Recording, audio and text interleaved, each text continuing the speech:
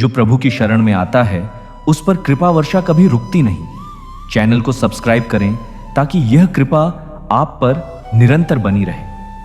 क्या आप भी ये सोचते हैं कि रोज भजन करते हैं, नाम जपते हैं, सेवा करते हैं, फिर भी दुख क्यों आते हैं? क्या भक्ति का कोई असर नहीं हो रहा? क्या भगवान हमारी सुनते नहीं? आज हम इस रहस्य को गहराई से समझेंगे। क्यों भक्ति करने के बाद भी दुख आते हैं और उसका असली अर्थ क्या है? यह समझ लें मित्रों, यह विषय आपके जीवन की दिशा बदल सकता है। 1. दुख और जीवन का संबंध। एक भक्त दीपक जला रहा है, चेहरे पर उदासी। सबसे पहली बात समझने की है, दुख जीवन का हिस्सा है। श्रीमद् भगवद गीता में भगवान श्री कृष्ण कहते हैं, हे अर्जुन, सुख और दुख आते जाते रहते हैं, यह अनित्य है। जैसे ऋतुएं बदलती हैं वैसे ही ये भी बदलते हैं। यानी दुख कोई सजा नहीं बल्कि जीवन का स्वाभाविक क्रम है। प्रश्न उठता है, जब हम भक्ति कर रहे हैं तो क्या दुख आना बंद नहीं होना चाहिए? प्रेमानंद जी महाराज कहते हैं, भक्ति करने वाला व्यक्ति दुख से बचता नहीं बल्कि दुख में भी भगवान का आनंद पाता है। भक्ति हमारे कर्मों के परिणाम को मिटाती नहीं बल्कि हमें उन्हें सहने की शक्ति देती है। 2. कर्म का रहस्य। कृष्ण अर्जुन को उपदेश दे रहे हैं, हमारे दुख का सबसे बड़ा कारण है कर्म।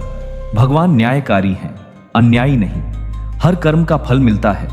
यह नियम भक्ति करने वालों के लिए भी लागू होता है। जब हम भक्ति में आते हैं तो पिछले जन्मों और इस जन्म के कई संचित कर्म धीरे धीरे खुलते हैं। कई बार हम कहते हैं, इतनी भक्ति करने के बाद भी ये संकट क्यों आया? असल में भक्ति हमारे पुराने आर्ण चुकाने का सबसे तेज तरीका है। प्रेमानंद जी महाराज कहते हैं, भक्ति की आग में कर्म जलते हैं लेकिन जलने की प्रक्रिया में धुआं यानी दुख निकलता ही है। 3. दुख का उद्देश्य बारिश में भीगता हुआ पौधा जिस पर नए पत्ते निकल रहे हैं। क्या आपने कभी सोचा है दुख क्यों आते हैं? क्योंकि दुख हमारी आत्मा को निखारते हैं। बीज जब मिट्टी के अंधेरे में दबाया जाता है तभी अंकुर बनता है। सोने को जब आग में डाला जाता है तभी वह चमकता है। भक्ति करने वालों को जब दुख आता है तो समझिए भगवान हमें और मजबूत बना रहे हैं। प्रेमानंद जी महाराज कहते हैं, दुख वह औषधि है जो आत्मा का इलाज करती है। जो भक्त इसे प्रसाद मानकर ग्रहण करता है वह जीवन के बड़े रहस्यों को पा लेता है। 4. दुख में भक्ति का असली स्वाद। एक भक्त रोते हुए भजन कर रहा है, सामने कृष्ण की मूर्ति।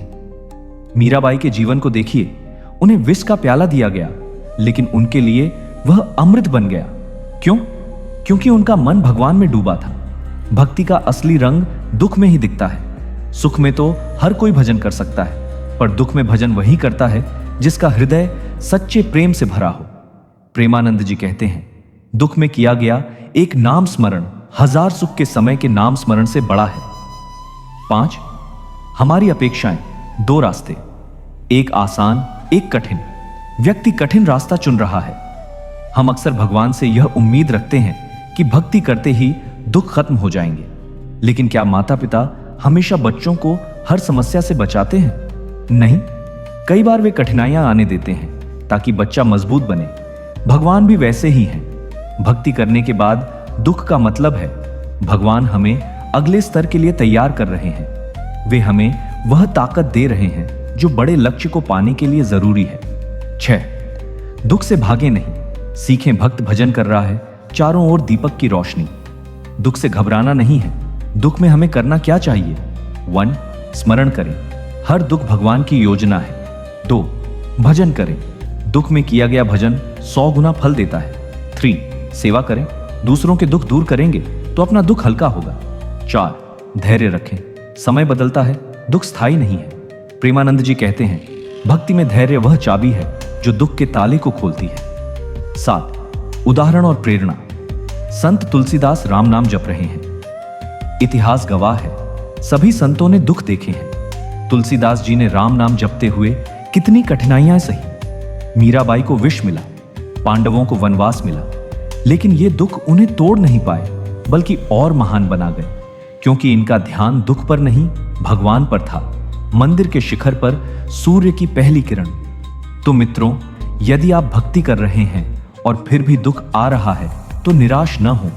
यह दुख आपकी आत्मा को शुद्ध कर रहा है, आपके कर्मों का हिसाब चुका रहा है और आपको भगवान के और करीब ला रहा है। याद रखें, दुख खत्म हो जाएगा, लेकिन भक्ति से मिली शक्ति जीवन भर रहेगी। इसलिए चाहे कितनी भी कठिनाइयां आएं, भगवान का नाम लेना बंद मत करें। श्री कृष्ण की मुस्कुराती छवि।